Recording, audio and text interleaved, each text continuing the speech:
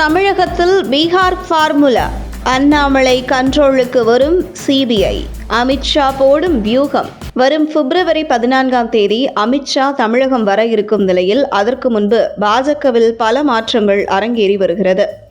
சமீபத்தில் பாஜக தேசிய அமைப்பு செயலாளர் PL சந்தோஷ் தமிழகம் வருகை தந்த நிலையில் பாஜக உள்ளே பல அதிரடி மாற்றங்கள் அரங்கேறியிருக்கிறது.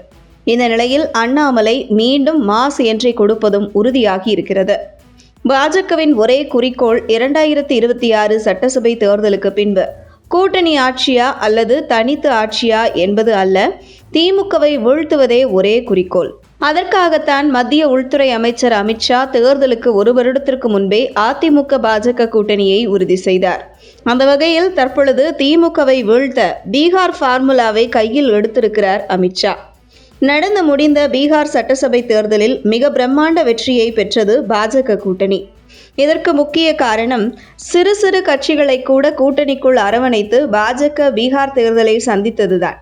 அதே ஃபார்முலாவை தமிழகத்தில் பயன்படுத்தி எந்த ஒரு சிறு கட்சிகள் கூட விடுபட்டு விடக்கூடாது என அனைத்து கட்சிகளையும் கூட்டணிக்குள் கொண்டுவர முயற்சியில் இறங்கி இருக்கிறார் அமித்ஷா.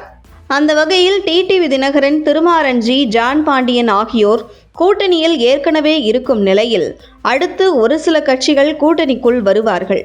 பிரதமர் மோடி மார்ச் மாதம் தமிழகம் வருவதற்கு முன்பு தேசிய ஜனநாயக கூட்டணி இறுதி செய்யப்படும் என்று எதிர்பார்க்கப்படுகிறது. இந்த நிலையில் மோடி மற்றும் அமித்ஷா ஆகிய இருவருக்குமே அண்ணாமலை மீது தனி மதிப்பு உண்டு. இதற்கு முக்கிய காரணம் கடந்த நாடாளுமன்ற தேர்தலில் பாஜகவிற்கு என தமிழகத்தில் 11% வாக்கு வங்கியை அண்ணாமலை பெற்றுக் கொடுத்ததுதான். இந்த நிலையில் தற்பொழுது அமைப்பு பொதுச் செயலாளர் விடுவிக்கப்பட்டு உள்ள நிலையில் மீண்டும் அமைப்பு பொதுச் செயலாளர் நியமிக்கப்படுவது தாமதமாகும் என்றும், தமிழக அமைப்பு பொதுச் செயலாளர்களுக்கான வேலையை தேசிய அமைப்பு செயலாளர் PL சந்தோஷ் தொடர்ந்து கவனிப்பார் என்றும், அவருக்கு கீழ் 3 பேர் கொண்ட குழு அமைக்கப்படும் என்றும், அந்த குழுவில் அண்ணாமலையும் இடம்பெறுவார் என்று தகவல் வெளியாகியுள்ளது. இந்த நிலையில் பாஜக தேசிய தலைவராக ஒரு இளைஞரான நிதின் நவீன் நியமிக்கப்பட்டுள்ள நிலையில் அவருக்கு துணையாக இளைஞர்களில் இருக்கக்கூடிய இளைஞர்களில் அண்ணாமலை பெயர் அடிபட்டு இருக்கிறது. அந்த வகையில் கட்சியில் தேசிய அளவில் பொதுச் செயலாளர் பதவி அண்ணாமலைக்கு கொடுப்பதற்கான வாய்ப்பு இருக்கு என்றும், அப்படி இல்லை என்றால் பிரதம மந்திரி துறையில் இருக்கக்கூடிய இணையமைச்சர் பொறுப்பு வழங்கப்படும் என்றும், அப்படி அண்ணாமலைக்கு பிரதமர் துறைக்கு கீழ் ஒரு இணை அமைச்சர் கொடுக்கப்படும் நிலையில் சிபிஐ அந்த துறையின் அமைச்சரின் கட்டுப்பாட்டிற்குள் வரும். அந்த வகையில் திமுக தொடர்பான பல விவகாரங்கள் சிபிஐ மூலம் தோண்டி எடுக்க அண்ணாமலைதான் சரியான நபராக இருப்பார் என பிரதமர் மற்றும் அமித்ஷா தேர்வாக கூட இருக்கலாம் என்று கூறப்படுகிறது.